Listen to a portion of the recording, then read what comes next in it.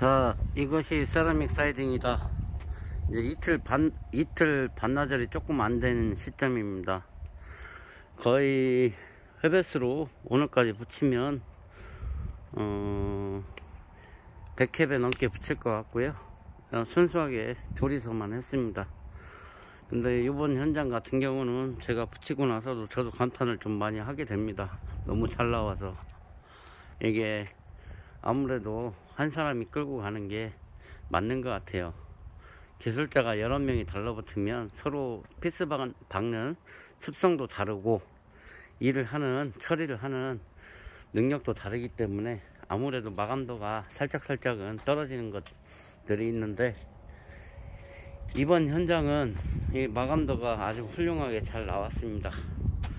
이런 부분들, 사각 테두리가 다 돌았을 때 이 부분이 거의 똑같이 나와줘야만 이게 잘된 시공이라고 할 수 있고요.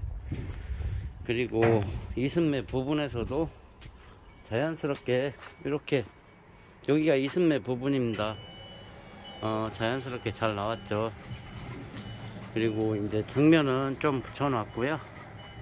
이제 이쪽 같은 경우에는 저희가 이제 소핏이라고 부르는 그 평전조 또 요 부분에서 마감을 쳐야 위에 한 장 더 붙이면 이제 마감이 끝나는 거예요.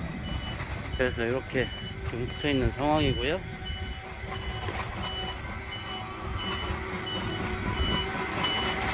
이렇게 창호 주변에서도 아주 깔끔하게 이번에 처리가 잘 됐습니다. 잘 됐고, 그리고 이것은 이제 야외 콘센트예요.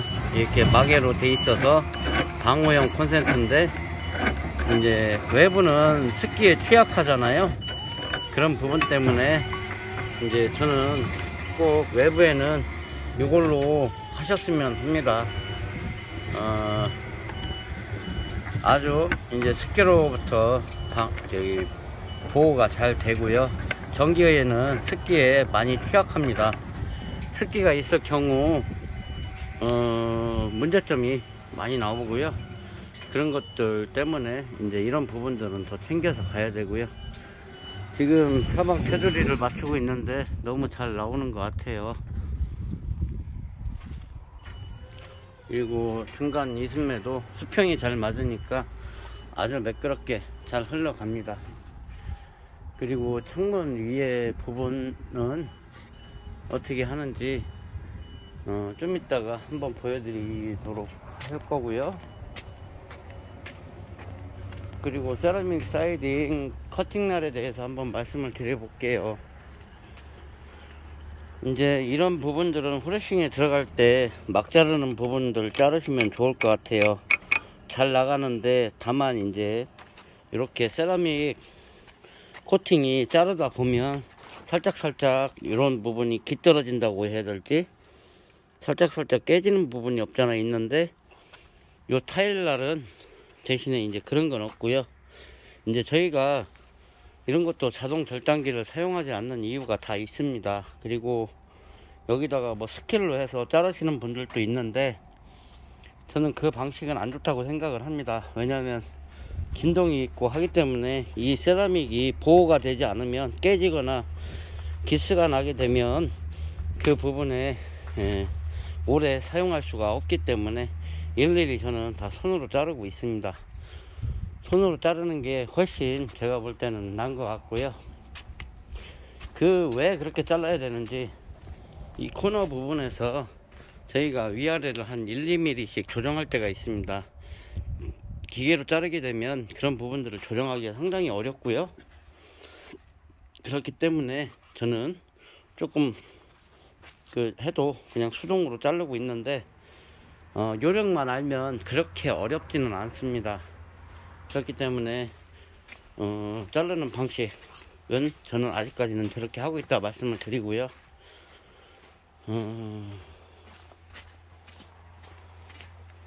이제 요 부분을 저희가 이제 막 붙이고 있어요. 막 붙이고 있고, 이제 여기도 긴 면인데 상당히 레벨이 잘 나와 있습니다. 현재 그래서 그냥 딱딱딱딱 수월하게 끝나는 부분들이고요. 이 뒷면은 좀 속도가 날 것 같습니다. 기술적으로 크게 어려운 부분이 없기 때문에, 그래서 좀 속도가 날 것 같고요. 뭐 이제 다 하고 나서 이제 소펫도 다 되고 스댄 물바지도 내려오면, 그때는 이제 좀 더 근사한 모습으로 이렇게 비춰질 수 있을 것 같고요. 이렇게 이승매 부분이 이렇게 연결됐고요. 이렇게 창문 요 주변에서 이렇게 한 번씩 끊어 가시면 양쪽으로 껴먹기가 수월하다는 말씀, 제가 전에 하루 전에 드린 내용들입니다.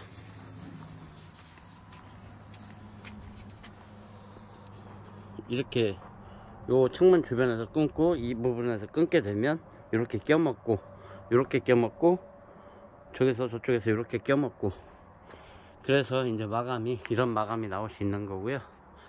확실히 비싼 만큼 코팅 자체가 좋은 것 같습니다. N16 한 46,500원 정도 이번 현장 들어왔는데, 예전에는 한 55,000원 정도 제가 했던 것으로 알고 있어요. 그런데 오히려 세라믹 사이딩 같은 경우는 가격이 많이 안 오르고, 거의 뭐 한 10년 전 단가로 비교했을 때는 오히려 내려간 품목 중에 하나입니다. 마감재로서. 그래서 마감재로서 가치가 상당히 훌륭하고요. 제가 봤을 때는 이 코팅 도장이라든지 이런 부분들이 한 30년을 지나도 요 모습 요대로 유지가 될 수 있고, 별도의 돈이 안 들어간다는 게 가장 큰 장점입니다. 빗물에 자전 기능이 있기 때문에 때가 먼지가 묻어도 닦이고요. 물때라는 것들, 이런 것들이 잘 안 타게 됩니다. 물론 간혹 이제 뭐 이끼가 꼈다는 분들도 있어요. 근데 이제 그게 어떻게 시공되고 어떤 환경이고 어떤 건지는 제가 눈으로 보지 못해서 진단을 내려드리긴 어렵습니다. 왜냐하면 제가 가는 현장은 그런 현상들이 거의 없기 때문에 그런 말씀을 드릴 수 있는 거고요. 이제 모르겠어요. 현장이 어떤 조건인지 그런 것들은 나중에 좀 살펴보면서 좀 연구해야 나올 수 있는 것들입니다. 저도 신은 아니잖아요. 바로 본다고 해서 그 증상을 알 수 있는 것도 아니고, 예를 들어서 물이 어디서 타는지도 탈 수도 있고 물이 셀 수도 있고 여러 가지 문제점들이 있습니다만, 기본적으로 제가 알기로 세라믹 사이딩은 이끼가 끼지 않는 것으로 알고 있습니다. 근데 이제 낀 지역도 있어요. 근데 이제 왜 꼈는지는 뭐 검토해 볼 문제들이 좀 있고요. 이렇게 해서 이제 제가 봤을 때 큰 것은 한 둘이서 5일 정도면 다 끝날 것 같아요. 근데 이제 마감이라는 부분들이 있겠죠. 또 이제 실리콘을 쏴야 되는 부분들, 그런 것들까지 하면 조금 더 걸리겠지만, 뭐 그게 크게 중요하겠습니까? 뭐 어차피 고가의 시공 단가다 보니 뭐 5일 정도, 7일 정도 한다고 해봐야 14공수 들어가는 거예요. 14공수.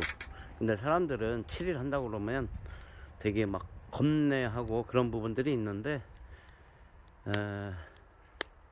그 사람을 어떻게 쓰고 어떻게 유용하느냐에 따라서 틀린 거기 때문에, 그렇다고 해서 이거를 뭐 한 대여섯 명 붙어갖고 막 한 3일에 끝난다. 그래도 6명씩 3일이면 18공수입니다. 똑같은 거예요, 사실은.